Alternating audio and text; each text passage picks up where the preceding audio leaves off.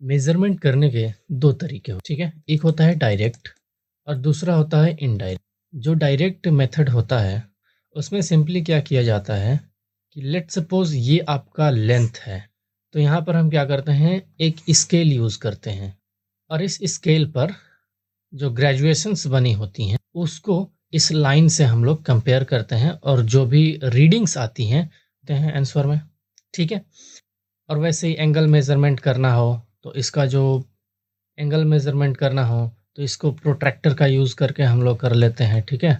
अच्छा, सिर्फ़ प्रोट्रैक्टर की बात नहीं है, इसके बाद हम आते हैं एंगल के बाद तो स्पीड। स्पीड की वैल्यू पता करनी है, तो स्पीडोमीटर होता है। तो ये सारी चीज़ें क्या होती हैं कि ये डायरेक्ट मेज़रमेंट करके आपको रीडिंग्स दे देती हैं, ठीक है? तो इसमें ज़्यादा कुछ प्रॉब्लम होता नहीं लोगों को, ये हमें पता है, ठीक? लेकिन एक इनडायरेक्ट वे ऑफ मेज़रमेंट भी होता है, जिसमें हम मैथमेटिकल टूल्स का यूज़ करके या फिर किसी मैथमेटिकल मेथड का यूज़ करके हम मेज़रमेंट करते हैं, ठीक है? एग्ज़ाम्पल के लिए हाइट एंड डिस्टेंस, और ये हाइट एंड डिस्टेंस किसी राइट एंगल ट्रायंगल के रूप में हो, और हमें पता है राइट एंगल ट्रायंगल का एक एंगल 90 डिग्री होता ही होता है। तो इस रूप में अगर हमें कोई मान लेते हैं कि इसको डिस्टेंस हम लोग बोल दिए, ये हाइट हम कह सकते हैं इसको। तो ये हाइट एंड डिस्टेंस अगर किसी राइट एंगुलर ट्रायंगल के रूप में हमें मेज़रमेंट करने को मिले, तो वहाँ पर फिर ट्रिग्नोमेट्री जो चैप्टर है वो स्टार्ट होता है। तो ये ट्रिग्नोमेट्री स्टार्ट जब होता है तो हमें ये पता होना चाहिए, ट्रिग्नोमेट्री में एक राइट एंगल ट्रायंगल बनता है और इसी पर बेस्ड जो भी हमें डेटाज़ मिलते हैं और जो भी हमें डेटाज़ निकालने होते हैं, उसमें हमें डील करना पड़ता है, ठीक? तो ये हमारा एक ब्रांच ऑफ ज्योमेट्री है, जो हम लोग आज के सेशन में स्टार्ट करने वाले हैं। हेलो एंड नमस्ते, I am Ravindra Sharma, the mathematics teacher since 2018। और आज के सेशन में हम लोग class 10th mathematics subject NCERT book का चैप्टर नंबर 8 स्टार्ट करने वाले हैं। So without any further due let's begin. देखिए, लुक, हमने पहले ये डिस्कस कर लिया है कि ट्रिग्नोमेट्री वहाँ पर आ जाता है जहाँ पर हमें हाइट एंड डिस्टेंस का मेजरमेंट करना हो और वो हाइट एंड डिस्टेंस किसी राइट एंगुलर ट्रायंगल के फॉर्म में हमें मिल जाए, ठीक है? एग्जाम्पल के लिए आप ये अपने बुक का फिगर नंबर 8.3 देखेंगे और इसमें ये जो एग्जाम्पल दिया गया है बुक में ही, उसको आप ज़रा गौर करेंगे। इस एग्जाम्पल में सीधा कहा गया है कि एक छोटी बच्ची होती है जो कि बलून को स्काई में उड़ता हुआ देखती है पॉइंट ए पर, और वो बच्ची अपने मम्मी को बुलाती है उस बलून को दिखाने के लिए, और जब तक वो बुला करके लाती है, वो जो बलून है पॉइंट ए से पॉइंट बी तक चला जाता है। तो अगर हम यहाँ पर देखें तो हमारे पास 2 राइट एंगल ट्रायंगल बन रहे हैं, एक ये वाला और दूसरा ये वाला। तो ये 2 हमें राइट एंगल ट्रायंगल दिख रहे हैं और हमें ये भी दिख रहा है कि ये पॉइंट ए से पॉइंट बी तक चला गया है। तो ये जो ट्रिग्नोमेट्री है सिर्फ यही नहीं आपको बताता कि हाँ डिस्टेंस ले लो या हाइट ले लो, ठीक है? ये कहता है भाई हाइट ले लो, डिस्टेंस ले लो, और इसका यूज़ करके आप स्पीड भी निकाल सकते हो। अगर आपके पास टाइम की वैल्यू, मतलब कि टाइम का जो डेटा है, अगर आपके पास है, तो आप स्पीड भी निकाल सकते हो, ठीक है? कैसे? क्योंकि हमें पता है speed is equal to distance upon time. Distance कहाँ से आ जाएगा? ट्रिग्नोमेट्री से डिस्टेंस आ जाएगा, और टाइम हमें क्वेश्चन में दिया रहेगा। ऐसा क्वेश्चन भी आएगा हमारे चैप्टर में, तो हम लोग उसको करेंगे। अब हम इस चीज़ को डिलीट करते हैं और हम एकदम फ्रेश चैप्टर स्टार्ट करते हैं, ठीक है? अभी तक जो भी मैंने डिस्कशन किया, ये टॉपिक नंबर 8.1 को कवर कर चुका है। अब हम टॉपिक नंबर 0.2 को स्टडी करने वाले हैं। 8.2 टॉपिक नंबर जो है, ये है introduction to trigonometric ratios. Introduction to trigonometric ratios क्या होते हैं, या यूँ कहें कि ट्रिग्नोमेट्रिक रेशियोज क्या होते हैं? तो देखिए, ट्रिग्नोमेट्रिक रेशियोज जब भी हम लोग ट्रिग्नोमेट्री पढ़ेंगे, 6 प्रकार के ट्रिग्नोमेट्रिक रेशियोज देखने को मिलेंगे, ठीक है? साइन, कॉस, कॉट, सेक, और छठा नंबर होता है, ध्यान देना, ये जो ट्रिग्नोमेट्रिक रेशियोज हैं, इसको अब हम लोग समझने वाले हैं।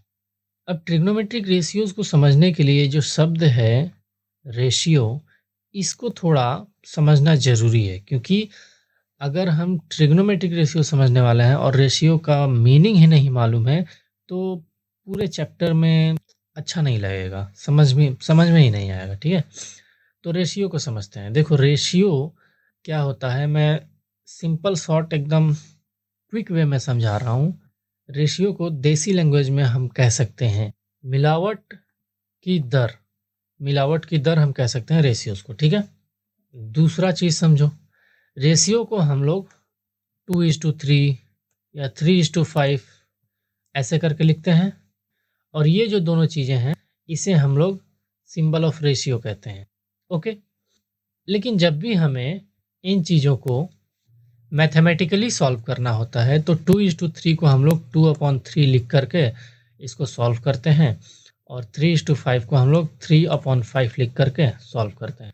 ठीक है, ध्यान देना, रेशियो को हम लोग मिलावट की दर कहते हैं। इसको लिखा जाता है 2:3, ये एग्जाम्पल है 2:3 एक एग्जाम्पल है, 3:5 ये दूसरा एग्जाम्पल है रेशियो का।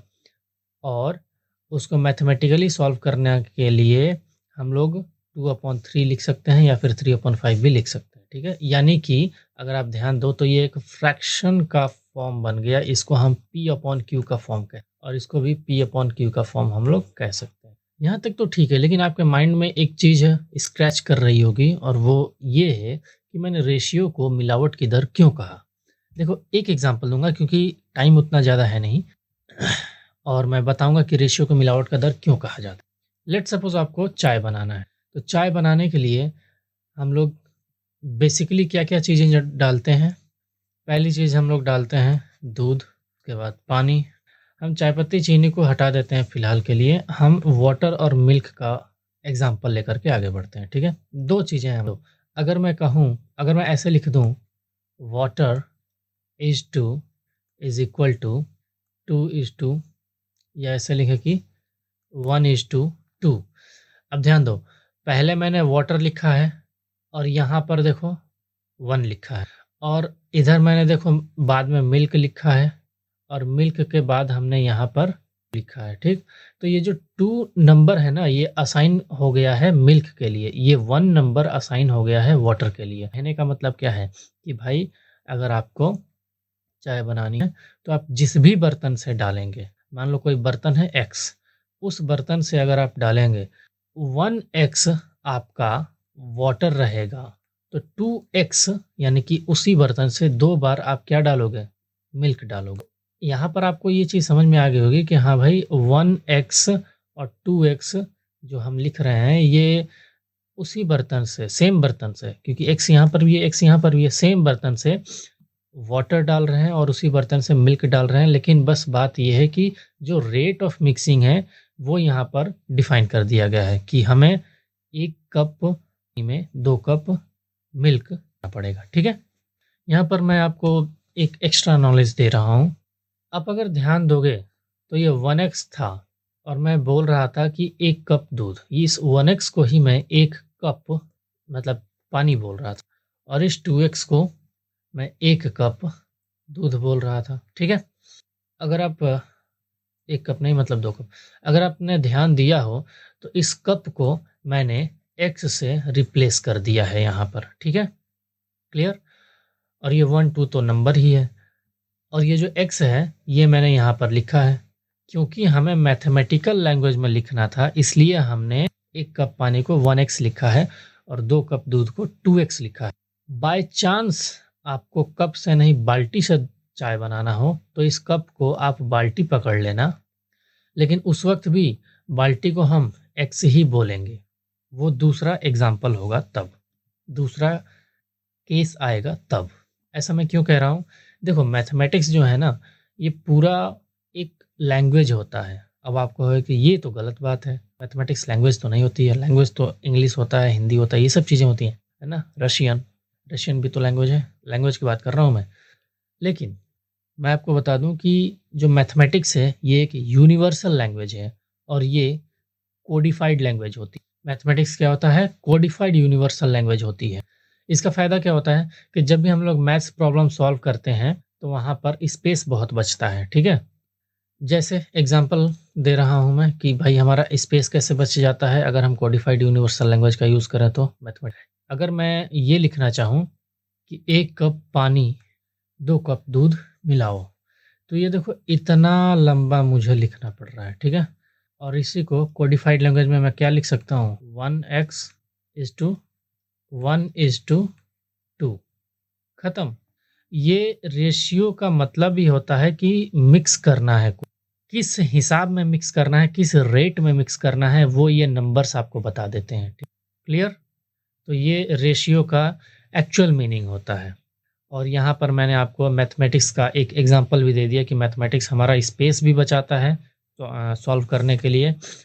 और ये एक कोडिफाइड लैंग्वेज है। कोडिफाइड लैंग्वेज का बहुत ही अच्छा यूज़ होता है, ठीक है? Now it is the time to back to the base. अब आपको बहुत ही अच्छे से समझ में आएगा ट्रिग्नोमेट्रिक रेशियोज, ठीक है मेरे भाई? अभी अभी मैंने आपको बताया ट्रिग्नोमेट्रिक रेशियो, एक रेशियो का मतलब मिलावट की दर होती है। इसको 2:3 इस रूप में लिखा जाता है, इस रूप में लिखा जाता है। और इसको जब मैथमेटिकली सॉल्व करते हैं तो इस तरीके से इसको बैठा दिया जाता है। ये आपने पढ़ लिया। हमने अभी अभी देखा था ट्रिग्नोमेट्री के लिए कि भाई ट्रिग्नोमेट्री जो होती है वो तो एक राइट एंगल ट्राइंगल पर बेस होती है, ठीक है? तो अब बात करते हैं सिर्फ और सिर्फ इस राइट एंगल ट्राइंगल की।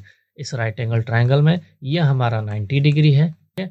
और इस राइट एंगल ट्राइंगल में कोई भी एक हम अपना एंगल ले लेंगे, इसको हम थीटा या ए कह देते हैं, ठीक है? और इस एंगल ए का नाम इसलिए मैं दे रहा हूँ क्योंकि इस पॉइंट का नाम भी मैं कैपिटल ए दे रहा हूँ, इसको बी कह दे रहा हूँ और इसको सी कह दे रहा हूँ।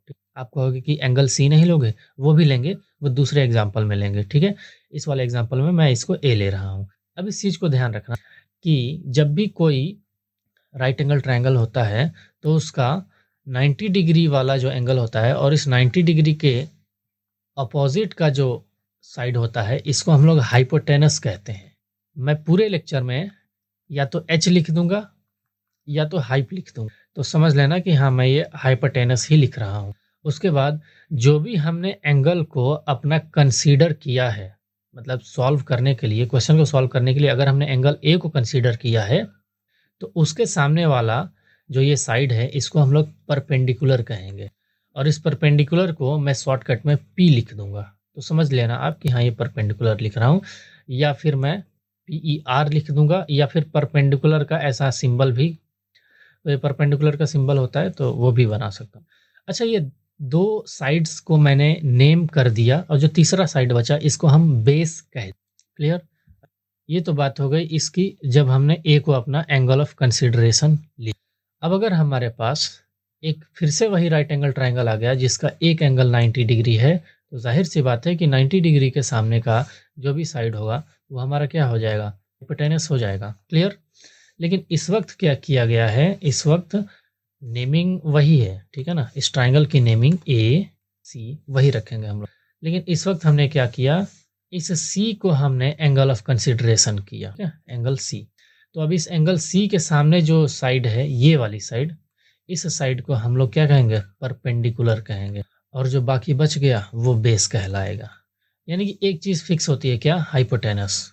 हाइपोटेनस 90 के सामने वाला जो साइड होता है वो होता है, लेकिन परपेंडिकुलर और बेस जो होता है इसमें थोड़ा कंफ्यूजन हो सकता है, क्योंकि परपेंडिकुलर इस बात पर डिपेंड कर रहा है कि आपका एंगल ऑफ कंसिडरेशन क्या है। अब ध्यान दो, अगर मैं पहले वाले ट्राइंगल को लेता हूं तो उसमें हमारा एंगल ऑफ कंसिडरेशन क्या है? ए है, ठीक है? तो मैं सभी ट्रिग्नोमेट्रिक रेशियोज को, साइन को, कॉस को, टैन को जब भी लिखूंगा तो इसका एंगल ऑफ कंसिडरेशन ए रख करके लिखूंगा, ठीक है? Sign A, cos A. बात समझ में आ गई? इसीलिए हम कहते हैं कि ये एक कोडिफाइड लैंग्वेज है मैथमेटिक्स। ध्यान दो, साइन लिख दिया गया यानी कि कोई ट्रिग्नोमेट्रिक रेशियो है, ठीक है? ए का मतलब ये हुआ कि हमारा राइट एंगल ट्राइंगल का एंगल ऑफ कंसिडरेशन हमने ए लिया है। अब आते हैं समझने के लिए कि साइन ए की वैल्यू क्या होती है। अब ध्यान देंगे आप, साइन ए की वैल्यू को हम लोग, क्योंकि साइन एक ट्रिग्नोमेट्रिक रेशियो है और रेशियो का मतलब क्या होता है? P/Q के फॉर्म में लिखो भाई, है ना, पी अपन क्यू के फॉर्म में लिखो। तो हमने कहा ठीक है, पी यानी कि न्यूमरेटर, न्यूमरेटर यानी कि ऊपर लिखा जाता है, और क्यू अपन क्यू का मतलब डेनोमिनेटर, जिसको नीचे लिखा जाता है। तो साइन ए की वैल्यू को हम लोग लिखेंगे परपेंडिकुलर अपॉन हाइपोटेनस, बस हो गया। यानी कि साइन ए जो होता है वो परपेंडिकुलर अपॉन हाइपोटेनस होता है। अब जरा ध्यान देंगे आप, तो इस वाले फिगर में परपेंडिकुलर क्या है अपना, इस वाले फिगर में सी बी अपना परपेंडिकुलर है, और हाइपोटेनस क्या है अपना अपना हाइपोटेनस है। क्लियर। लेकिन वहीं पर अगर इस फिगर में आ जाएं आप, तो इसमें हमने एंगल ऑफ कंसिडरेशन क्या लिया है, सी को लिया है ना। तो यहाँ पर हम साइन ए ना लिख करके साइन सी लिखेंगे, और साइन सी की वैल्यू फिर से वही है, परपेंडिकुलर अपन हाइपोटेनस। लेकिन क्योंकि परपेंडिकुलर ही हमारा ए बी बन गया है, तो हम यहाँ पर ए बी लिखेंगे, और हाइपोटेनस तो हमारा ए सी है, तो हम चलो, ये बात समझ में आई। देखिए दोनों केसेस में ट्रायंगल सेम है, ठीक है, दोनों केसेस में ट्रायंगल सेम है, ए बी सी और ए बी सी। लेकिन एंगल ऑफ कंसिडरेशन सी हो गया दूसरे केस में, एंगल ऑफ कंसिडरेशन ए हो गया पहले केस में, और दोनों अलग अलग हैं।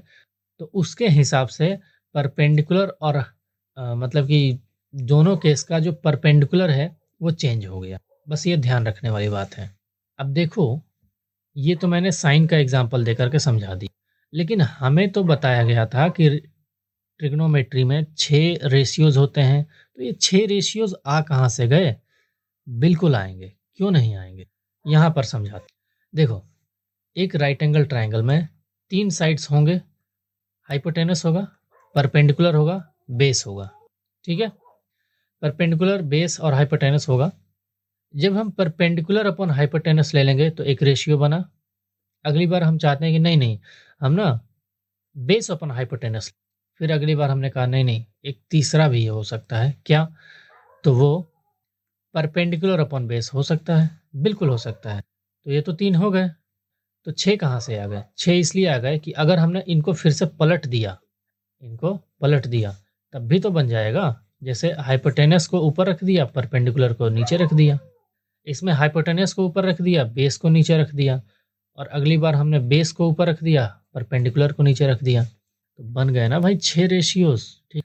तो बस इन्हीं रेशियो का नाम हमने रख दिया है कि भाई तुम हो साइन, तुम हो कॉस, तुम हो टैन, और टैन का उल्टा जो है वो हो जाता है कॉट। ऊपर का नीचे, नीचे का ऊपर कर दिया, इसको कॉट कह देंगे। और ये सेक हो जाता है, और सेक किसका उल्टा हो जाएगा? फिर यहाँ पर इसका उल्टा हो जाएगा, और ये क्या है? कॉस है ना। तो सेक किसका उल्टा हो जाता है? कॉस का। और इसको हम लोग और कोसेक, फिर यहाँ पर ध्यान दोगे तो कोसेक साइन का उल्टा हो गया। तो बस इंट्रोडक्शन टू ट्रिग्नोमेट्रिक रेशियोज यहाँ पर हमने पढ़ लिया है। तो सिंपल, यहाँ पर तो सिंपल हो गया सब चीज़ें। हमने कहा रुको जरा, सब्र करो, इससे भी ज़्यादा सिंपल। हम बोले कैसे? बोले देखो, साइन की वैल्यू परपेंडिकुलर अपॉन हाइपोटेनस होती है। बोले हाँ। कॉस की वैल्यू पर बेस अपॉन हाइपोटेनस होती है। बोले हाँ हाँ। और टैन की वैल्यू परपेंडिकुलर अपॉन बेस होती है। बहुत सही। अब इसको अगर मैं याद करने का एक ट्रिक दे दूं तो सोने पे सुहागा हो जाएगा। बोलेंगे हाँ सर बिल्कुल। तो ये जो ट्रिक मैं दे रहा हूँ, अब देखो, ऑफलाइन क्लास में तो ट्रिक कोई सा भी बना लेते हैं, लेकिन क्योंकि मैं ये कंटेंट ऑनलाइन प्रोवाइड कर रहा हूँ, तो ये जो कंटेंट है इसमें किसी प्रकार का ऑफेंसिव सब्सटेंस नहीं आना चाहिए, और इसीलिए मैंने ये एग्जांपल एक मूवी से उठाया है। मूवी का नाम अगर आपने देखा होगा तो याद होगा, चॉक एंड डस्टर मूवी है। तो चॉक एंड डस्टर मूवी से ही मैं ये एक एग्जांपल उठा रहा हूँ। उसमें जो मैडम थी, मैडम कहती हैं कि एक ट्रिक है, पंडित बद्री प्रसाद, तो उन्होंने फिर एक ये सिंबल डाल दिया था, हरी हरी बोल चांदी, शॉर्टकट में उन्होंने लिखा। अब देखो, ये जो सोना चांदी तौल में ये जो सोना है ना, ये कहा जा रहा है कि ये साइन है। साइन का जो पहला लेटर है एस है, तो ले लिया हमने। और साइन की वैल्यू ये परपेंडिकुलर अपॉन हाइपोटेनस, और ये बहुत इजीली हम लोगों ने याद कर लिया इस ट्रिक से, ठीक है। फिर बेस अपॉन हाइपोटेनस होता है कॉस की वैल्यू, ठीक है, और परपेंडिकुलर अपॉन बेस होता है, ठीक है। अब अगर आपने इतना याद कर लिया तो भाई बस आपको इतना याद रखना है कि कॉट जो होता है टैन का उल्टा होता है, यानी कि कॉट की वैल्यू अगर आपको लिखनी है तो बी को ऊपर कर देंगे और पी को नीचे कर देंगे, है कि नहीं। तो ये याद रखना, पंडित बद्री प्रसाद, पहला लाइन, हरी हरी बोल सोना चांदी। देखिए अभी तक हमने ट्रिग्नोमेट्री एक ट्रिग्नोमेट्री का जो एक्सरसाइज 8.1 है उसको सॉल्व करने के लिए एक चीज़ तो हमने पढ़ लिया है, वो क्या है, इंट्रोडक्शन टू ट्रिग्नोमेट्रिक रेशियोज। हमने कहा ठीक है ये तो पढ़ लिया है, लेकिन एक दूसरी चीज़ होती है जिसको हमने पहले ही पढ़ा है, आज हम लोग थोड़ा सा रिवीजन कर लेते हैं पाइथागोरस थ्योरम। क्विक वे में रिवीजन करेंगे। भाई सिंपल सी बात है कि हमने यहाँ पर एक राइट एंगल ट्राइंगल लेना है, ठीक है ना। ये राइट एंगल ट्राइंगल है, बोले ठीक। अब इस राइट एंगल ट्राइंगल में हमने नेमिंग कर दी है और सी का, ठीक है। इसको हमने एंगल ऑफ कंसिडरेशन लिया है, तो यहाँ पर हमारा क्या हो जाएगा, परपेंडिकुलर हो जाएगा। 90 डिग्री के सामने वाला जो साइड है वो हाइपोटेनस हो जाएगा और बाकी बचा जो है वो बेस हो जाएगा। कैपिटल बी से ही मैं इसको दिखा रहा हूँ, खैर ठीक है कोई बात नहीं, आप समझ सकते हो। अब देखो पाइथागोरस थ्योरम कहता है कि जो सबसे बड़ी वाली साइड है हाइपोटेनस जिसको हम बोल रहे हैं, इसको अगर आपको निकालना है तो बाकी दो छोटी साइड्स को ऐड कर दो, तब जाकर के बड़ी साइड आएंगी। बस ये ध्यान रखना सभी का स्क्वायर होना चाहिए, ठीक। और ये बहुत ही लॉजिकल है कि अगर आपको परपेंडिकुलर निकालना हो तो भाई ये तो छोटी साइड है एक, तो इसको क्या करो कि सबसे बड़ी वाली साइड में से बाकी बची हुई जो छोटी साइड है उसको घटा दो, तो ये परपेंडिकुलर आपका निकल आएगा। अब अगर मैं कहूँ कि भाई नहीं है मुझे परपेंडिकुलर नहीं बेस चाहिए, तो अब क्या कहोगे कि भाई कुछ नहीं, वही बात है कि हाइपोटेनस जो है क्योंकि बड़ा साइड है और उस बड़े साइड में से जो तीसरा बचा हुआ साइड परपेंडिकुलर का स्क्वायर है उसको घटा दोगे तो आपको ये बेस मिल जाएगा, ठीक है। तो बस एक्सरसाइज 8.1 को सॉल्व करने के लिए आपको दो ही चीज़ों की ज़रूरत है मेनली। कौन सा ली, मेनली। पहला है इंट्रोडक्शन टू ट्रिग्नोमेट्रिक रेशियो जो कि हमने पढ़ लिया, और दूसरा है पाइथागोरस थ्योरम जो कि हमने पढ़ रखा है और यहाँ पर रिवाइज कर लिया, क्लियर। और आप बुरा ना मानो तो मैं एक और चीज़ कहूँगा कि आपको ट्रिग्नोमेट्रिक का 8.1 जो एक्सरसाइज है इसको सॉल्व करने के लिए एक और चीज़ चाहिए, छोटी सी चीज़। वो क्या, वो चीज़ है कॉमन सेंस। हाँ कॉमन सेंस। अब सर कॉमन सेंस तो है हमारे पास, है ना, बोरे में भर कर रखा है कॉमन सेंस। ठीक है बोरा फाड़ेंगे, कोई ना। ठीक, तो हम लोग अब ट्रिग्नोमेट्री का 8.1 चैप्टर स्टार्ट कर रहे हैं और उसका क्वेश्चन नंबर 1 हम लोग अभी सॉल्व करेंगे, ठीक है। क्वेश्चन नंबर 1 पर आप ध्यान देंगे, लिखा है in triangle A B C right angle at A. हमने कहा रुको रुको रुको अभी बना ले, ठीक है। ये रहा ए, ये रहा बी। बी पर राइट एंगल बोला है उसने तो इसीलिए मैंने बी को यहाँ पर रखा है। यहाँ पर मैं एक चीज़ बता दूँ कि जब भी हम लोग किसी शेप में नेमिंग करते हैं ना, जैसे ये एक शेप है हमारा, तो नेमिंग करते हैं तो या तो हम लोग क्लॉकवाइज में कर लें, ठीक है, या तो हम लोग एंटी क्लॉकवाइज में करते हैं, ठीक है। तो कोई सा भी हम लोग डायरेक्शन यूज़, तो मैंने क्या किया है इस वाले ट्रायंगल में एंटी क्लॉकवाइज का यूज़ किया है, ठीक है। तो ए, अब क्योंकि हमारा ये ट्रायंगल ही 3 पॉइंट का होता है तो सिर्फ ए बी सी हो गया, और अगर आप ध्यान से देखो तो ये एंटी क्लॉकवाइज बन रहा है। तो बस ये एक छोटी सी बात थी, बताना था। हमने कहा ठीक है भाई इतना हमने, उसने बोला है A B is equal to 24 centimetre है। अच्छा, ए से बी की जो वैल्यू है वो 24 है, बी से सी की जो वैल्यू है वो 7 सेंटीमीटर है। हमने कहा ठीक, डिटरमाइन, अब डिटरमाइन करना है sign A cos A sign C cos C.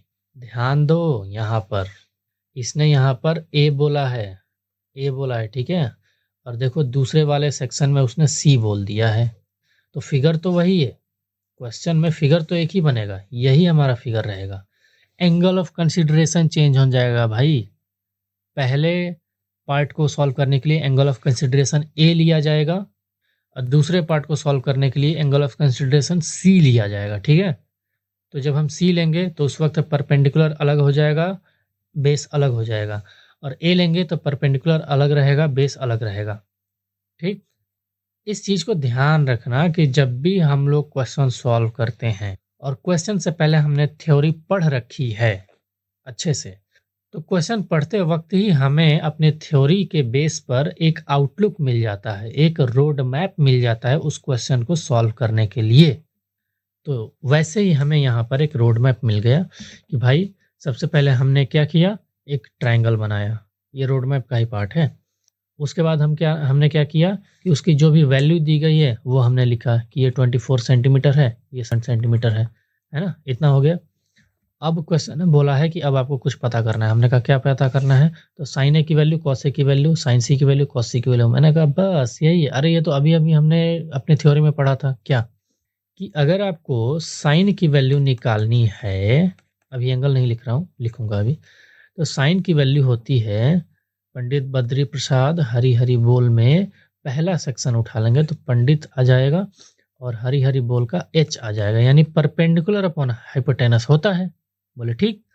Angle रखो, तो एंगल हमने रख दिया ए। ठीक। तो ए के अकॉर्डिंग परपेंडिकुलर हो गया अपना 7 और hypotenuse, oh my God, hypotenuse तो दिया ही नहीं है। कोई बात नहीं। पाइथागोरस क्यों बताया था मैंने अभी अभी आपको? इसी दिन के लिए बताया था क्या? तो उठाओ पाइथागोरस, यहाँ पर पटक दो। हाइपोटेनस की वैल्यू निकालनी है, लेकिन पाइथागोरस तो हमने पढ़ा था हाइपोटेनस का square is equal to perpendicular का स्क्वायर प्लस बेस का स्क्वायर। हमने कहा ठीक है, सिर्फ हाइपोटेनस लेना है तो दोनों साइड रूट कर दो, स्क्वायर रूट मार दो।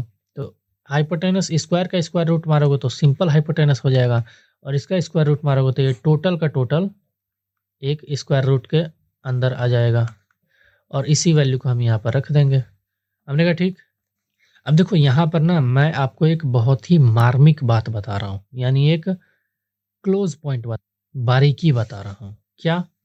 ये जो हमने रूट का सिंबल डाला ना, ठीक, और रूट के सिंबल में हमने हाइपोटेनस की value perpendicular square plus base square लिखा। इस बात को ध्यान रखना कि बाय डिफ़ॉल्ट ये एक छोटे कोष्ठ में होते हैं। हिंदी मीडियम वाले छोटे कोष्ठ कहते हैं और इंग्लिश मीडियम वाले इसको आर्क ब्रैकेट कहते हैं। तो आर्क ब्रैकेट के अंदर रहता है। ठीक। तो जब भी हमें इस स्क्वायर रूट की वैल्यू को अप्लाई करना होगा तो हम तब करेंगे जब ये बॉडमैस का रूल फॉलो हो जाएगा। बॉडमैस का रूल क्या कहता है कि ब्रैकेट, पहले ब्रैकेट का काम करो। तो देखो ये पूरी वैल्यू एक ब्रैकेट में है, तो पहले ब्रैकेट का काम कर दो, उसके बाद जा करके आपको ये रूट की वैल्यू उसमें ठोकनी है। ठीक है। और ये मैं बार बार नहीं बताऊंगा, फर्स्ट क्वेश्चन है इसीलिए थोड़ा इत्मीनान से बता दे रहा हूँ। अगले क्वेश्चन में ऐसे नहीं बताऊंगा। बस ध्यान रखना कि हाँ, रूट लगा दिया मतलब कि उसमें बाय डिफ़ॉल्ट एक छोटा ब्रैकेट डाल दिया गया है, और ब्रैकेट पहले सॉल्व करेंगे उसके बाद ही जाकर के आगे काम करेंगे। हमने कहा ठीक है। तो अगर आप ध्यान दो तो हमारे पास साइन ए में परपेंडिकुलर मिल गया है, हाइपोटेनस की value P square plus B square रखेंगे, ये भी मिला है हमें। लाओ अब सॉल्व करते हैं। Sine A is equal to 7 upon whole root of perpendicular square यानी कि 7 का स्क्वायर प्लस बेस का स्क्वायर यानी 24 का स्क्वायर। ठीक। 7 एज इट एज रह जाएगा। यहाँ 7 का स्क्वायर होता है 49, हमने कहा ठीक है, प्लस 24 का स्क्वायर होता है 576, है ना, 570। अब देखो अब ये ब्रैकेट में ही है, ब्रैकेट का काम पूरा हुआ नहीं है। अब हम इसको पहले ऐड कर देंगे तो ये हो जाएगा 7 अपॉन रूट ओवर, ऐड करने के बाद 625। ठीक है। तो ये साइन ए की वैल्यू, हमने कहा थोड़ा सा और भी इसको सॉल्व कर सकते हैं। ठीक। तो 7 और 625 का जो रूट होता है वो 25 होता है। तो ये अपना क्वेश्चन नंबर 1 का पहले पार्ट का आंसर है कि sine A is equal to 7 upon 25। Okay. अब हम लोग साइन ए की वैल्यू तो निकाल दिए, कॉस ए की वैल्यू अब हम लोग निकालेंगे। यहाँ पर ध्यान दो, साइन ए की वैल्यू निकाल दी है, कॉस ए की वैल्यू निकालना है। ठीक। तो अब हम उसको निकालेंगे, और उससे पहले हम लोग यहाँ पर लिख दे रहे हैं कि भाई हमने ना इसकी वैल्यू को 25 निकाला अभी अभी। बोले ठीक। अच्छा, तो कॉस ए की वैल्यू क्या हो जाएगी? भाई हमें पता है ना, कॉस की वैल्यू को जब हम रेशियो में लिखते हैं तो क्या लिखते हैं? Base upon hypotenuse. मिलाओ पंडित बद्री प्रसाद हरी हरी बोल से दूसरे कॉम्बिनेशन को, तो ये बी अपॉन एच हो जाएगा। कॉस ए की वैल्यू बी अपॉन एच। अच्छा, बी की वैल्यू जो है वो हमें पता है यहाँ पर 24 है, एच की वैल्यू अभी अभी हमने निकाला था 25 है। तो क्या मैं कहूँ कि कॉस ए की जो वैल्यू है वो हमने यहाँ पर लिख दिया, तो ये हमारा कॉस ए की वैल्यू है। तो यहाँ पर हम लिखेंगे cos A is equal to base upon hypotenuse. Base हमारा हो जाता है 24 दिया गया है उसमें, और हाइपोटेनस है हमारा 25 अभी अभी हमने निकाला तो ये हमारा कॉस ए की वैल्यू भी, ठीक, तो ये आंसर हो गया। अब ध्यान देना आप, हमने साइन ए और साइन कॉस ए की वैल्यू निकाल दिया, साइन सी और कॉस सी की वैल्यू जो है हमें निकालना है। तो साइन सी और कॉस सी की वैल्यू अब हम निकालने जा रहे हैं। लेकिन इस वक्त क्या होगा, ये हमारा एंगल ऑफ कंसिडरेशन जो है वो ए हट जाएगा और यहाँ पर एंगल ऑफ कंसिडरेशन हमारा सी आ जाएगा, ठीक है ना, सी आ जाएगा। तो क्वेश्चन 1 का सेकंड पार्ट अगर हम ध्यान दें तो हमें परपेंडिकुलर क्या मिल गया, 24 सेंटीमीटर, है ना। हाइपोटेनस क्या मिल गया, 25 सेंटीमीटर। और बेस हमारा क्या हो जाएगा, जो बचा हुआ है 7 सेंटीमीटर। क्लियर। साइन सी क्या होगा, साइन की वैल्यू परपेंडिकुलर अपॉन हाइपोटेनस। तो यहाँ पर परपेंडिकुलर की वैल्यू 24 है, हाइपोटेनस की वैल्यू 25 है। हो गया आंसर। अच्छा, उसी प्रकार से फिर कॉस सी निकालना है, कॉस सी। तो कॉस सी क्या होता है, बेस अपॉन हाइपोटेनस, है ना। पंडित बद्री प्रसाद जी को याद रखो, आप सब याद रहेगा। बेस की वैल्यू हमारा 7 है और हाइपोटेनस की वैल्यू हमारा 25 है। आंसर हो गया ये भी।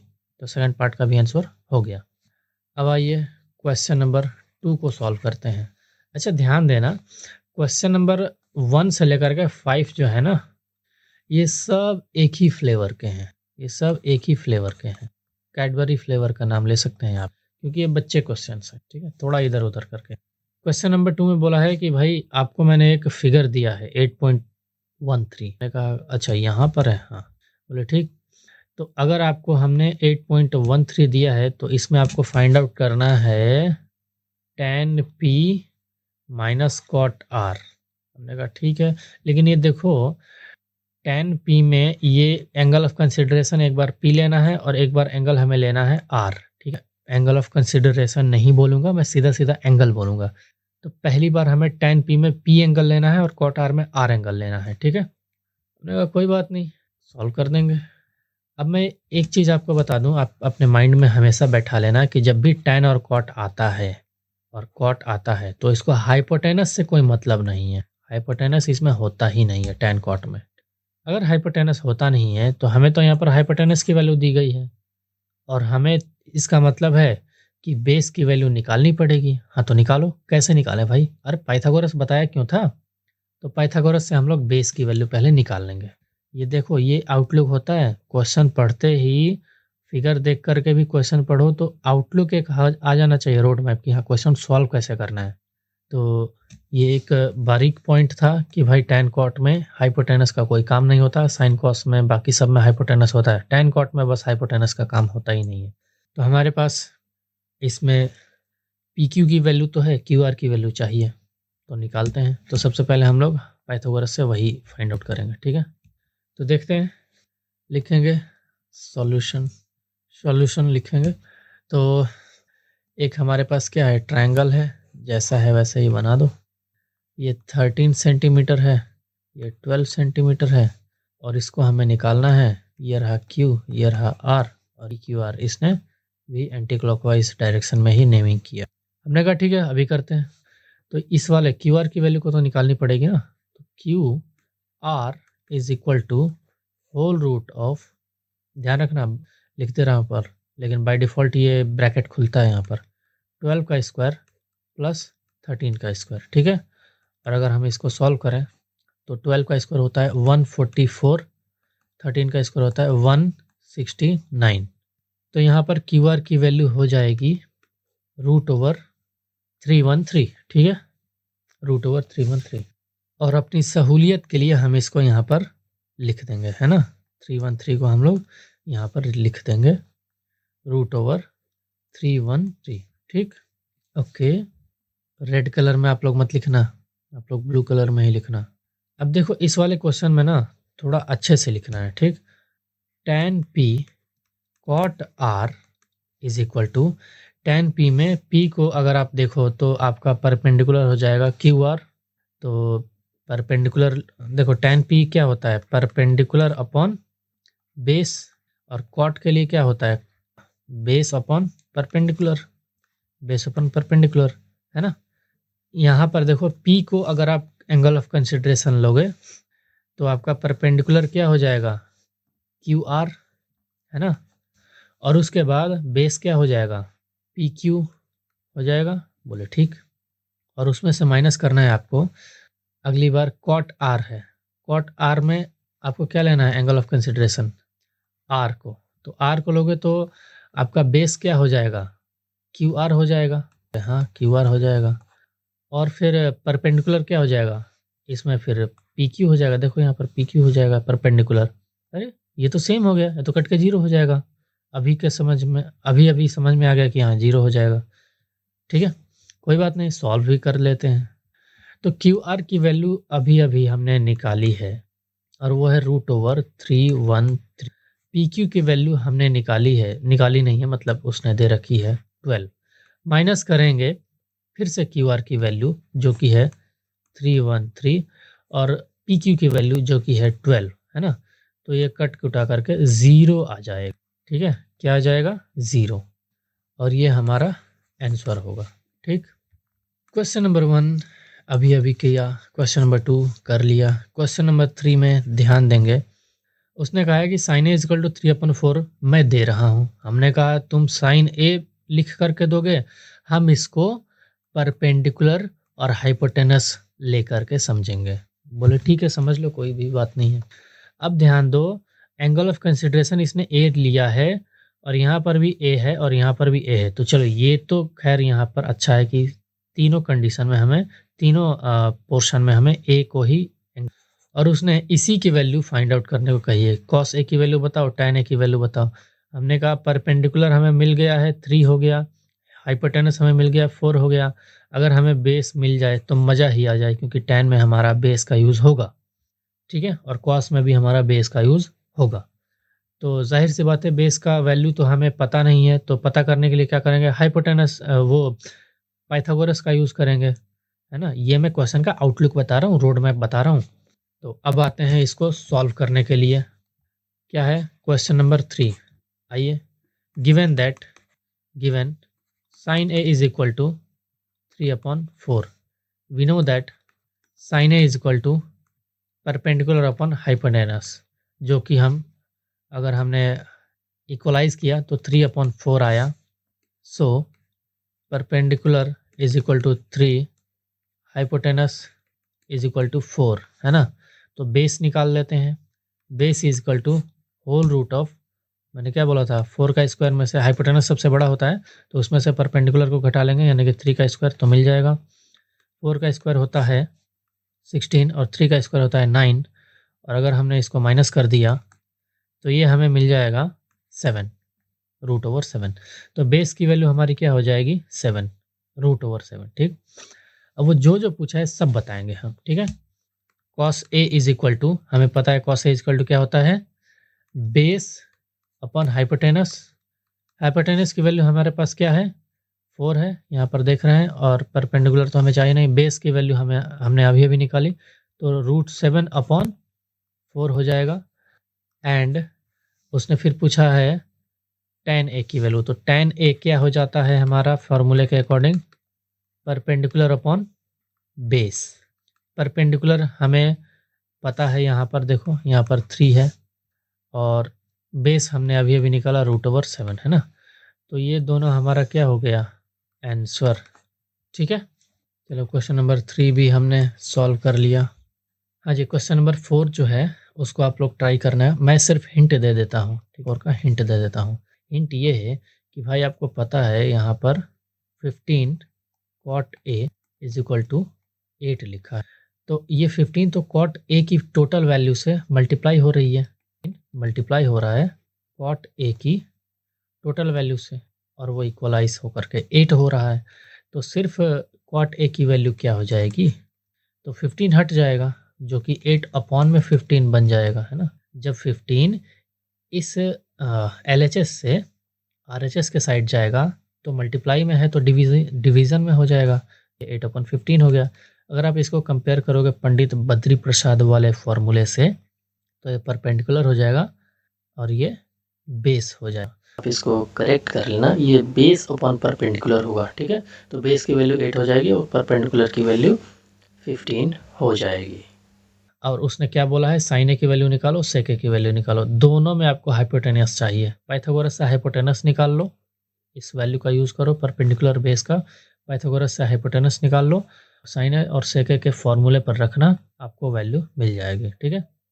क्वेश्चन नंबर 5 में देखो, ये भी आपका रिवीजन वर्क रहेगा। मैं इसको RW लिख रहा हूँ, तो रिवीजन वर्क में ये भी रहेगा। इसमें लिखा गया है sec theta is equal to 13/12। अब ये थीटा क्या है? थीटा कुछ नहीं है भाई। देखो ये हमारा ए लिखा मैंने, ये बी लिखा और ये सी लिखा, और अगर ए को मैंने थीटा ले लिया तो क्या दिक्कत है तो एंगल ही। सेक थीटा लिखा है तो सेक के बाद तो एंगल की ही वैल्यू लिखी जाती है, तो एंगल ही है ये। ओके, तो एंगल हमने थीटा ले लिया। अब देखो सेक थीटा में हाइपोटेनस अपॉन में बेस होता है। ठीक है, तो हाइपोटेनस हमारा 13 दे दिया, बेस हमारा ये ए बी बचेगा, तो ये 12 हो जाएगा। तो परपेंडिकुलर हमारा क्या हो जाएगा, 13 का स्क्वायर में से 12 का स्क्वायर घटा देंगे, जो होगा सॉल्व करने पर वो हमारा परपेंडिकुलर मिल जाएगा। तो ये निकाल लेना आप। ठीक, और उसके बाद आप सभी ट्रिग्नोमेट्रिक रेशियोज़ की वैल्यू, साइन का, कॉस का, टैन का, सबका वैल्यू निकालेगा तेरा स्टूडेंट। ऐसा आप बोलोगे अगर आपको कॉन्फिडेंस है तो। क्वेश्चन नंबर 1 से क्वेश्चन नंबर 5 को हमने सॉल्व किया, और इसमें बस हमें ट्रिग्नोमेट्रिक रेशियोज़ 2 ही फॉर्मूले का यूज़ हुआ, पंडित बद्री प्रसाद हरी हरी बोल सोना चांदी तोल, बस। और साथ ही साथ हमने पाइथागोरस का यूज़ किया। और अब क्वेश्चन नंबर 6 को सॉल्व करने के लिए हम लोग आगे बढ़ेंगे, लेकिन यहाँ पर आपको थोड़ा ज़्यादा ध्यान देना रहेगा। ठीक है, देखिए क्वेश्चन नंबर 6 में बोल रहा है एंगल ए और एंगल बी अक्यूट एंगल्स हैं, और इस प्रकार से है कि cos A is equal to cos B है, ये जो है कॉस बी के बराबर है। हमने कहा ठीक है ठीक है ठीक, show that angle A is equal to angle B. हमने कहा अच्छा ये शो करना है। अब एक चीज़ बताऊँ भाई, अगर आपको ये बोल दे कि ये शो करो, तो इसका मतलब समझ लेना कि ऐसा तो है ही है, ये है, एंगल ए एंगल बी बराबर में है, लेकिन आपको बस शो करना है। तो आपको कहेगा कि इस डेटा का कुछ यूज़ कर सकते हो, बिल्कुल यूज़ कर सकते। ये एंगल ए और एंगल बी बराबर है, इसका यूज़ करते हुए हम एक ऐसा वाला ट्रायंगल बनाएं। इस वक्त राइट एंगल ट्रायंगल नहीं बनाएंगे, ऐसा ट्रायंगल बनाएंगे। जब हम ऐसा ट्रायंगल बनाएंगे तो ये आइसोसेलेस ट्रायंगल होगा। ठीक है ना, बस इतना ध्यान रखना। ये हमारा ए है, ये बी है, और इस एंगल को हम सी बोलेंगे। अब देखो ये एंगल ए और एंगल बी बराबर तो होगा ही। अच्छा, आपने 9th में ये थ्योरम पढ़ा होगा, angles opposite to equal sides. जो भी एंगल्स होते हैं, अगर किसी एक ट्रायंगल में जो भी एंगल्स होते हैं, अगर वो ऑपोजिट साइड के हैं तो वो एंगल्स इक्वल होंगे आपस में भी। तो वही ज्योमेट्रिकल मेथड का यहाँ पर यूज़ किया गया है। अब देखो इस क्वेश्चन को सॉल्व करने के लिए आपको 3 चीज़ें चाहिए, बल्कि ऐसा कहें तो 4 चीज़ें चाहिए। ट्रिग्नोमेट्रिक रेशियो का पूरा ज्ञान आपको होना चाहिए कि हाँ साइन थीटा कॉस थीटा ये सब वैल्यू। पाइथागोरस थ्योरम आपको पता होना चाहिए, वो आपको थ्योरम पता होना चाहिए। चौथा, क्रिएटिव माइंड भी आपके पास। माइंड मतलब यहाँ पर हमने देखा उसने बोल रखा है ना कि शो करो, इसको शो करने को बोला है ना, तो अगर आपके पास क्रिएटिव माइंड है तो आप ये तो मान जाओगे कि भाई ये शो करने को बोला है, मतलब ऐसा तो है, एंगल ए एंगल बी बराबर तो है, तभी तो ये शो करने को बोल रहा है। और एंगल ए एंगल बी बराबर है तो हम ऐसा ही ट्रायंगल बनाएंगे। एग्जाम में आपको कैसे पता चलेगा कि आपको ट्रायंगल कैसा बनाना है? आप तो 2 ट्रायंगल बना दोगे ना, राइट एंगल ट्रायंगल, लेकिन वो तो गलत हो जाएगा। तो आपको कैसे पता चलेगा कि आपको आइसोसेलेस ट्रायंगल बनाना है? वो ये डेटा अगर आप ध्यान से देखोगे और आपके पास अगर कनिंग माइंड है तो आप बता दोगे कि ओ ये तो क्रिएटिव माइंड है, तो ये तो मतलब एंगल एंगल भी बराबर होगा, तो ये थ्योरम अकॉर्डिंग आइसोसेलेस ट्रायंगल बनेगा। बस इतना तो हो गया कि हमें ये चीज़ चाहिए। तो चलो अब इसको सॉल्व करने, उससे पहले इसको मिटा देते हैं। हम लिखेंगे गिवन दैट, मतलब कि एक डेटा हमें दिया गया है cos A is equal to, और उसके हिसाब से अगर हम इस ट्रायंगल में देखें, cos A is equal to हो जाएगा हमारा A D upon A C, और is equal to cos B हमारा हो जाएगा B D upon hypotenuse B C. भाई ये कोई रेशियो होगा ना, ए डी अपॉन ए सी और B D upon B C अगर बराबर है तो मान लेते हैं कि उसको वो के है, वो एक रेशियो के है। क्यों? इस के से हम किसी को भी रिलेट कर सकते हैं। ठीक है, इस के से हम किसी को भी रिलेट कर सकते हैं। अब हम क्या करेंगे कि ए डी और ए सी को ये जो AD अपन AC है उसको क्रॉस मल्टीप्लाई कर देंगे, तो AD और BD उधर से आ जाएगा यहाँ पर, upon BD is equal to हो जाएगा और ये हो जाएगा। ठीक है, अब हम कह सकते हैं कि AD is equal to K times, अगर हम इसको हटा दें, बीच वाले रेशियो को हटा दें, हम यहाँ पर लिख सकते हैं AD is equal to K times, ये हमारा इक्वेशन नंबर 1 यहाँ पर हम रखेंगे, विश लिस्ट कर देंगे इसको। और उसी प्रकार से फिर AC is equal to K times, ये BC उधर चला जाएगा, ये इक्वेशन नंबर 2 हो जाएगा। अब देखो, अब हम यहाँ पर CD की वैल्यू निकालेंगे, क्योंकि दो ट्राइंगल्स हमें मिल रहे हैं, राइट एंगल पर ही हैं, दो ट्राइंगल मिल रहा है, उसमें AB तक तो ठीक है, AD और DB तो ठीक है, लेकिन CD की वैल्यू अभी तक नहीं मिली, तो CD इज इक्वल टू हम लिखेंगे, अच्छा CD का स्क्वायर लिखना पड़ेगा क्योंकि पाइथागोरस में स्क्वायर चलता है।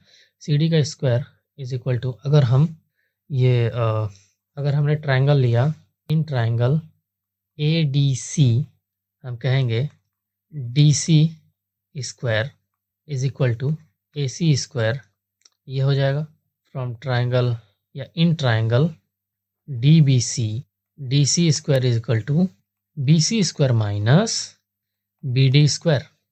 अब अगर हम यहाँ पर ध्यान दें तो ये भी DC की ही वैल्यू है और ये भी DC की ही वैल्यू है कि नहीं, तो हम AC square minus AD square को इक्वलाइज कर सकते हैं BC square minus BD square से, तो इसको इक्वलाइज कर देंगे। अब हम क्या करेंगे, AC को हम BC के टर्म्स में लिख सकते हैं। देखो, अगर इक्वेशन नंबर 2 लोगे तो using equation 1 and 2, using 1 AC square को हम क्या लिख सकते हैं, K टाइम्स BC का whole square minus AD square को क्या लिख सकते हैं, K टाइम्स BD का होल स्क्वायर, और इधर जो BC square minus BD square है, ये BC square minus BD square है, इसको एज इट एज रहने देते हैं, BC स्क्वायर माइनस स्क्वायर हो गया। अब यहाँ पर आप देखोगे तो K square BC square minus K square BD square, ये स्क्वायर इन दोनों पर आ जाए, क्योंकि यहाँ पर मल्टीप्लिकेशन है ना, यहाँ पर तो मल्टीप्लिकेशन हो रहा है, जब मल्टीप्लिकेशन हो रहा है तो K स्क्वायर, थोड़ा दूर इसी को सॉल्व कर लेते हैं, इज इक्वल टू वो एज इट एज है, तो K स्क्वायर कॉमन कर लेंगे तो BC स्क्वायर BD स्क्वायर हो जाएगा, इज इक्वल टू, इस बार लिख देते हैं इसको। अगर आप ध्यान दो तो K square is equal to हो जाएगा BC square minus BD square, फिर से BC स्क्वायर माइनस, वो यहाँ से ये उठ कर चला गया जो ब्रैकेट में है अभी, तो ये कट जाएगा, तो ये क्या होगा, ये कट जाएगा, से ये कट जाएगा, और जब कट जाएगा तो K स्क्वायर की वैल्यू क्या आ जाएगी, इट इम्प्लाइज दैट K की वैल्यू क्या हो जा रही है, बात समझ में आई।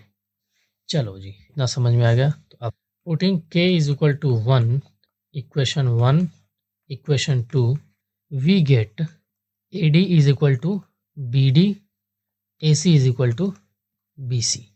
तो हमें किस चीज़ से काम है, AC और BC, इसी से हमें काम है।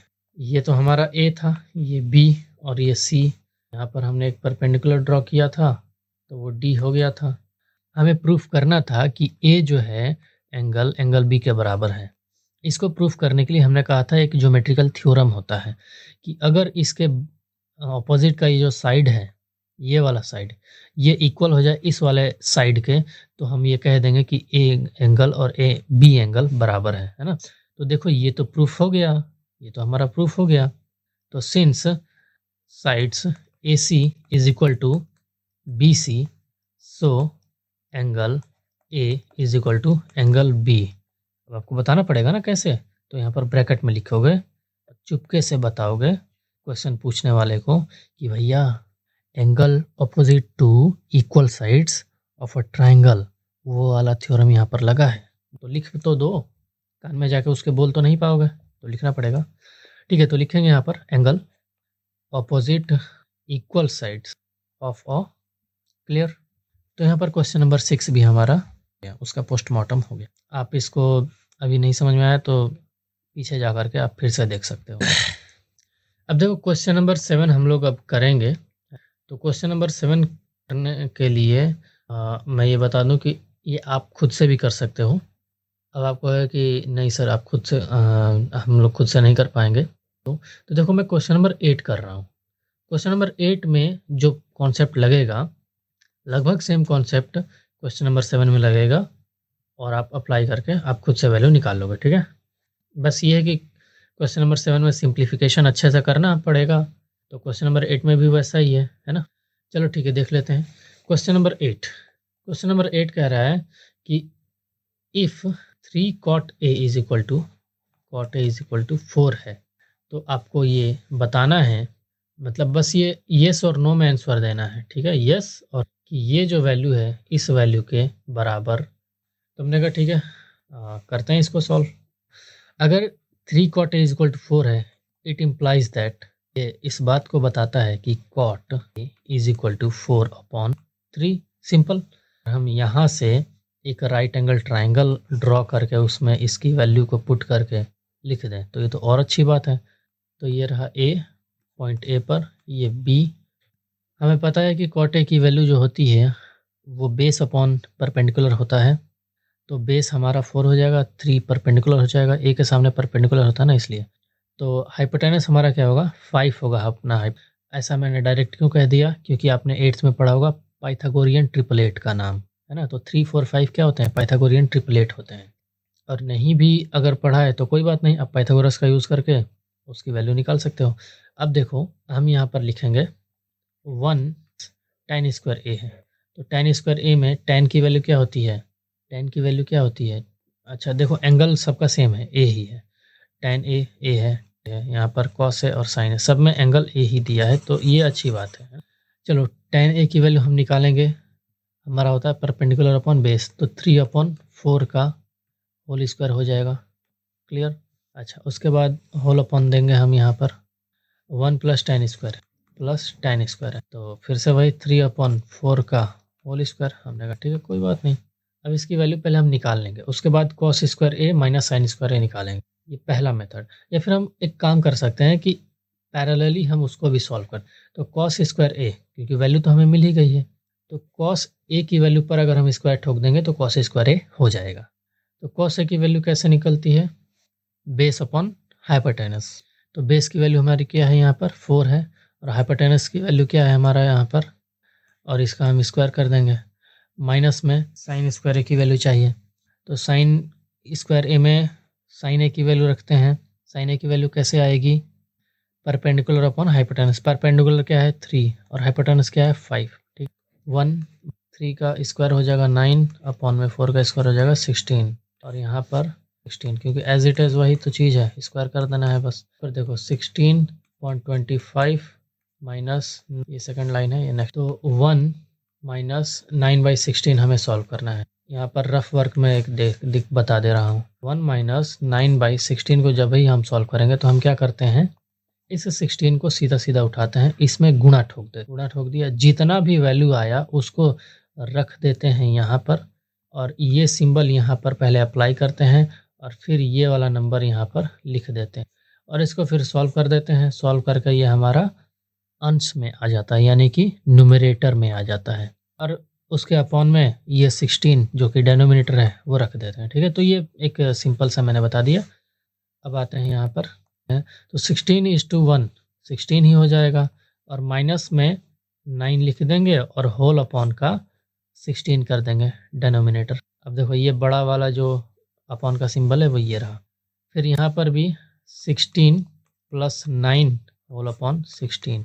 अब देखो ये वाला 16 इस वाले 16 को काट देगा। यहाँ पर हम सॉल्व करते हैं। अब देखो 25 क्योंकि दोनों में कॉमन है तो एलसीएम सिंपली यहाँ पर 25 आ जाएगा, और ऊपर जो है 16 माइनस 9 कर देंगे, है ना। तो 16 माइनस 9 हो जाता है। ओके, यहीं पर मुझे लग गया कि हाँ ये इक्वल है, मुझे दिख गया यहीं से कि ये इक्वल है, चील की निगाह है मेरी। तो 16 माइनस 9 हो जाएगा 7, और यहाँ पर हो जाएगा 16 प्लस 9 दैट इज़ 25, तो इक्वल हो गया। बोला था ना चील की निगाह है, इसका मतलब कि यस, आंसर यस होगा। यहाँ भाई वो जो दोनों एक्सप्रेशंस आपने दिया था, कौन सा एक्सप्रेशन, ये दोनों एक्सप्रेशन आपने जो दिया है, दोनों एक्सप्रेशन इसमें बराबर है, ठीक है। तो उम्मीद करता हूँ कि क्वेश्चन नंबर 7 आप लोग कर लोगे। क्वेश्चन नंबर 8 अभी हुआ, क्वेश्चन नंबर 6 भी हो गया, क्वेश्चन नंबर 5 कर लेना, और क्वेश्चन नंबर 4 भी कर लेना, ठीक है। 4, 5 और 7। ये क्वेश्चन 8 अभी अभी हो गया। और अब हम लोग क्वेश्चन नंबर 9 करेंगे, ठीक है। क्वेश्चन नंबर 9 में फिर से वही बात है कि एक ट्राइंगल है ABC और राइट एंगल कर दिया गया है B। हमने कहा ये ले भाई, ये रहा B, ये रहा A। क्वेश्चन ने बोला है कि tan A is equal to 1/√3 है। tan A is equal to 1/√3 है, तो ठीक है, यानी कि एंगल ऑफ से लेना है, तो ये हमारा क्या हो जाएगा, परपेंडिकुलर हो जाएगा। हमने कहा बहुत सही बात है। और हमें पता है कि tan में जो वैल्यू होती है वो परपेंडिकुलर अपॉन बेस होती है, तो परपेंडिकुलर यहाँ पर 1 हो गया, बेस हमारा √3 हो गया। और अगर ऐसा है तो ये जो हमारा हाइपोटेनस है, हाइपोटेनस की वैल्यू क्या हो जाएगी, मेरे ख्याल से 2 हो जाएगी। खैर देख लेते हैं सॉल्व करके। तो hypotenuse is equal to whole root of, दोनों को ऐड करना पड़ेगा, तो √3 का होल स्क्वायर प्लस स्क्वायर, ठीक है। तो जब आप इसको सॉल्व करोगे तो आएगा 3 + 1, और इसको सॉल्व करोगे तो 4 का रूट दैट इज़ 2। मैंने बताया था ना 2 होगा, ठीक है। हाइपोटेनस की वैल्यू हमें मिल गई यहाँ पर। इजीली जो जो वो बोला है सब निकाल सकते हैं, ठीक है। बस हमें एंगल्स का ध्यान रखना। अब देखो अच्छे से रख देंगे वैल्यूज़ को, है ना। क्वेश्चन नंबर 9 का फर्स्ट पार्ट हम लोग करने जा रहे हैं, ठीक है। sin A cos C plus cos A into sine C, इसकी वैल्यू हमें निकालनी है। अब भी निकाल के देता हूँ। sin A यहाँ पर क्या हो जाएगा, परपेंडिकुलर अपन हाइपोटेनस, परपेंडिकुलर यानी कि BC, हाइपोटेनस यानी कि AC। तो cos C की वैल्यू क्या हो जाएगी यहाँ पर, बेस अपन हाइपोटेनस। लेकिन उस वक्त हम जो सॉरी साइन A जो था उस वक्त तो हमने BC को अपना परपेंडिकुलर मान लिया था और AC को अपना हाइपोटेनस। हाइपोटेनस का तो कोई दिक्कत नहीं है, लेकिन cos C में एंगल तो C है ना, एंगल क्या है, C है। यही ध्यान देने वाली बात है, एंगल C है। तो इस वक्त हमारा बेस क्या हो जाएगा, B, यानी BC ही रह जाएगा हमारा बेस। BC अपॉन हाइपोटेनस में AC ही रहेगा ना, प्लस cos A की वैल्यू। अब फिर cos A आ गए, तो cos A का मतलब क्या हुआ, A का मतलब एंगल A लेना है, और एंगल A के अकॉर्डिंग बेस हमारा AB हो जाएगा, ठीक है ना। बेस हमारा क्या हो जाएगा, AB हो जाएगा। और cos A की वैल्यू हम निकालने जाएंगे तो हमारा पंडित बद्री प्रसाद से बेस अपन हाइपोटेनस हो जाएगा, बेस की वैल्यू AB हो जाएगी यहाँ पर, और हाइपोटेनस की वैल्यू तो AC ही रहेगी। कोई बात नहीं। साइन C एंगल अपना चेंज कर दिया हम लोगों ने। अगर हमने एंगल चेंज कर दिया तो फिर से बेस और परपेंडिकुलर की वैल्यू अलग अलग हो जाएगी। तो हमारा अगर साइन C ले रहे हैं हम लोग, तो साइन C में C एंगल ले लिया हमने, तो परपेंडिकुलर अपना क्या हो जाएगा, AB हो जाएगा फिर से, क्योंकि साइन की वैल्यू परपेंडिकुलर अपॉन हाइपोटेनस होता है। और यहाँ पर AC लिख देंगे, हाइपोटेनस की वैल्यू। सिंपल। इतना करने के बाद थोड़ा ये आसान हो जाता है, ठीक है ना।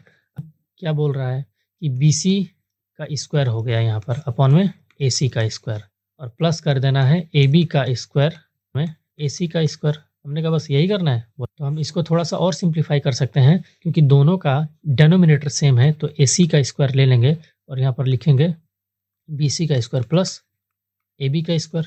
बोले ठीक है, अच्छी बात है। अब देखो BC और AB इन दोनों की वैल्यू रख दो यहाँ पर। BC की वैल्यू है 1 और इसका स्क्वायर, प्लस AB की वैल्यू है √3 और इसका स्क्वायर, और होल अपॉन में AC का स्क्वायर लेंगे तो ये 4 हो जाएगा। और अगर आप इसको सॉल्व करोगे तो 1 का स्क्वायर 1, √3 का स्क्वायर 3 और होल अपॉन 4।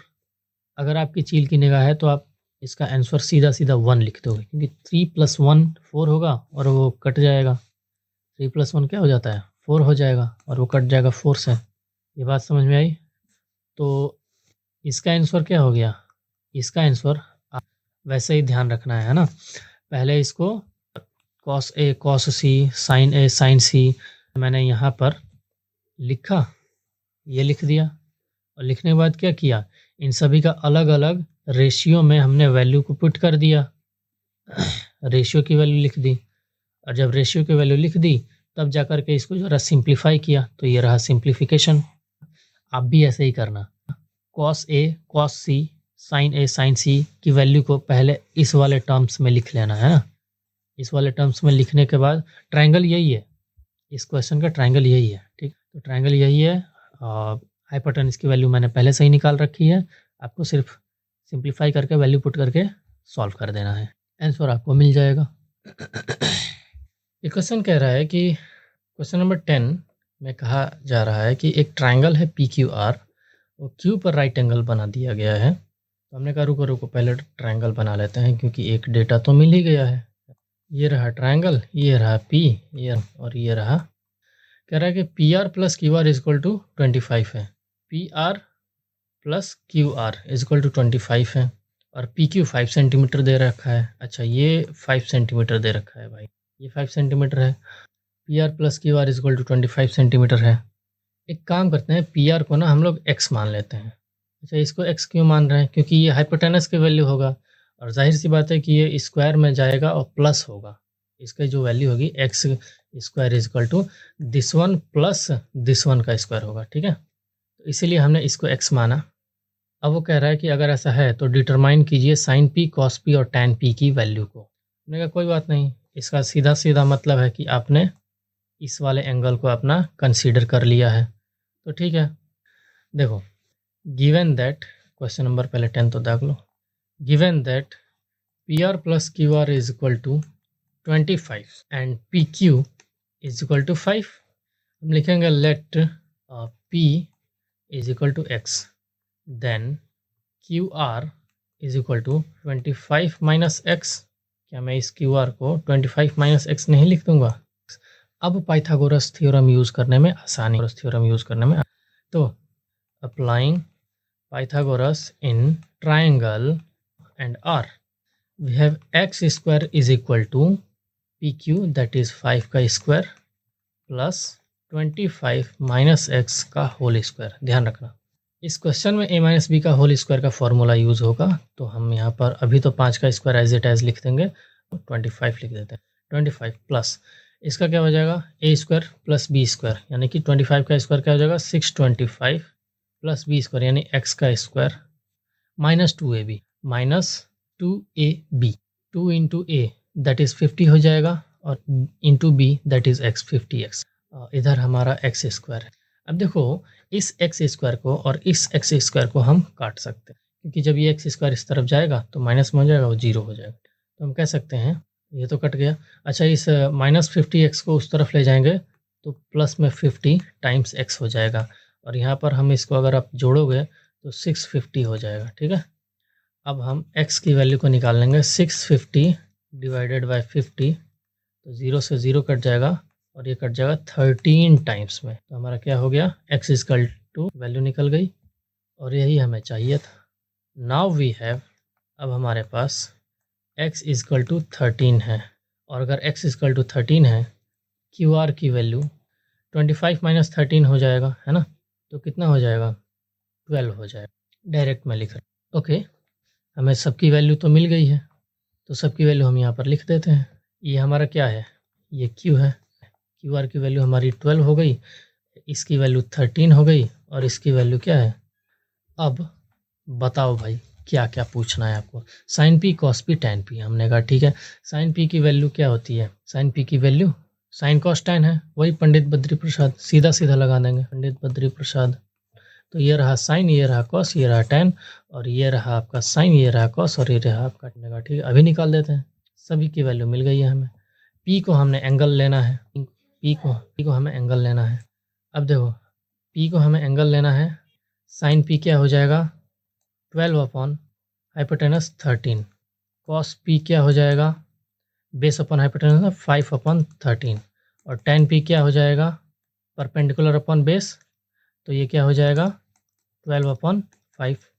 आंसर। कुछ नहीं समझ में आया हो तो पीछे जाकर के आप देख सकते हो। अब हम लोग क्वेश्चन नंबर 11 पर आते हैं, जो कि सबसे लास्ट क्वेश्चन है। देखो, क्वेश्चन नंबर 11 में हमें ट्रू फॉल्स करने हैं, 4 ट्रू है 6 फॉल्स है कुछ। क्वेश्चन नंबर 11 का फर्स्ट पार्ट है, ये कह रहा है कि the value of tan a is always less than 1। ये क्या सत्य है या असत्य है, ट्रू है या फॉल्स है। ध्यान देना, ऑलवेज लिखा है, ठीक है ना, तो ऑलवेज पर ध्यान देना। देखो, tan a की वैल्यू 1 से छोटी तो होगी लेकिन हमेशा नहीं होगी। tan a की वैल्यू 1 से छोटी होगी लेकिन हमेशा नहीं होगी। क्यों? क्योंकि देखो, tan a का मतलब क्या हुआ परपेंडिकुलर, अपॉन बेस, यही तो होगा। अच्छा ये बताओ क्या ऐसा नहीं हो सकता है कि परपेंडिकुलर और बेस दोनों इक्वल हो जाए? ये रहा परपेंडिकुलर, ये रहा बेस, दोनों इक्वल हो गया। अगर ये इक्वल हो गया तो ये क्या हो जाएगा? 1 हो जाएगा। ये भी परपेंडिकुलर बेस आपस में इक्वल हो गया तो कट जाएगा, 1 हो जाएगा। लेकिन क्या ये हमेशा होगा? नहीं, ये सिर्फ तभी होगा जब परपेंडिकुलर और बेस आपस में इक्वल होंगे। तो सिर्फ एक ही केस ऐसा होगा जिसमें कि परपेंडिकुलर और बेस 1 हो जाएगा, इक्वल हो जाएगा, कट करके इसकी वैल्यू 1 हो जाएगी, tan। ऑलवेज नहीं कहते कि ऑलवेज लेस देन 1 होगा, नहीं। अब बात करते हैं सेकंड नंबर क्वेश्चन की। तो सेकंड नंबर कह रहा है कि sec a is equal to 12/5 है ना, for some value of angle a। तो क्या sec a की वैल्यू 12/5 हो सकती है? यही क्वेश्चन दिया गया है। हमने कहा देखो sec a की वैल्यू 12/5 ये हो सकता है। और ये कैसे होगा? तो देखो 12/5 क्या होता है, वो 1 से बड़ा होता है, ठीक है ना। और sec जो होता है, ये बात ध्यान रखना, अभी हम लोग जस्ट इसके बाद वाला चैप्टर पढ़ेंगे जिसमें कि स्पेसिफिक एंगल पर ट्रिग्नोमेट्रिक रेशियोज़ की वैल्यू मिलेगी हमें। तो हम उसमें देखेंगे जो cos है, cos की वैल्यू 1 से शुरू होती है और 0 तक जाती है ना। 1 से शुरू होकर के 0 तक जाती है यानी घटती है। साइन की वैल्यू जो होती है वो 0 से लेकर के 1 तक बढ़ती है, ठीक है। तो साइन और cos का तो ठीक है। ध्यान दो cos में एक जगह आता है 1/2 और cos का उल्टा तो sec होता है जिसकी वैल्यू ये पूछ रहा है। तो sec क्या है? 2/1 हो जाएगा। तो sec की वैल्यू 1 से बड़ी हो सकती है और यहाँ पर 12/5 है। हाँ तो ये सही है, मतलब ट्रू है। ऑलवेज लिख देता तो फिर फॉल्स हो जाता है ना। पहला वाला जो क्वेश्चन है उसका आंसर फॉल्स है।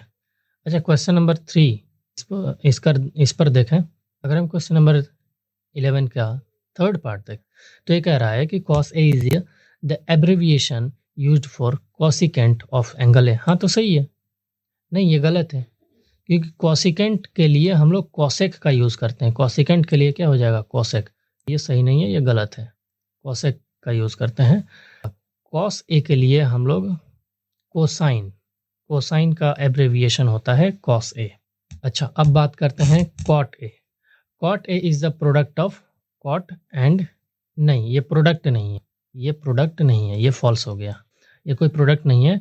cot बस ये बता रहा है कि ट्रिग्नोमेट्रिक रेशियो है जो कि राइट एंगल ट्रायंगल से उठकर गया रहा है और A सिर्फ एक एंगल को डिनोट कर रहा है, ठीक है। तो ये यहाँ पर मल्टीप्लिकेशन नहीं हो रहा, सिर्फ एंगल को डिनोट कर रहा है, वो बता रहा है, प्रदर्शित कर रहा है। क्वेश्चन नंबर 11 का फिफ्थ पार्ट देखें तो sine theta is equal to 4/3 for some angle theta. क्या ऐसा पॉसिबल है? क्योंकि 4/3 की जो वैल्यू है अगर आप देखोगे तो ये 1 से बड़ी हो जा रही है, ठीक है। और साइन की वैल्यू 1 से बड़ी नहीं होती है, 0 और 1 के बीच में ही झूलती रहती है। कॉस की भी वैल्यू 1 और 0 के बीच में झूलती रहती है। तो नहीं, साइन थीटा की वैल्यू कभी भी 4/3 नहीं हो सकती। तो ये स्टेटमेंट फॉल्स हो गया, ठीक है। तो बस ये था हमारा पहला वीडियो, पहला lecture on trigonometry. Complete 8.1 chapter मैंने पढ़ाया है विथ सम होमवर्क्स। जी हाँ, होमवर्क भी दिया है मैंने आपको। तो फीडबैक ज़रूर देना। अगर आप मेरे स्टूडेंट रह चुके हो तो ऐसा ज़रूरी नहीं है कि आप कमेंट में सुपर सर ऐसा कुछ लिखो, नहीं, बिल्कुल नहीं। आप मुझे बताओ कि मेरी कमियाँ क्या है, मैं उसको सुधारने की कोशिश करूँगा। मिलते हैं नेक्स्ट वीडियो में। टिल देन, जय हिंद।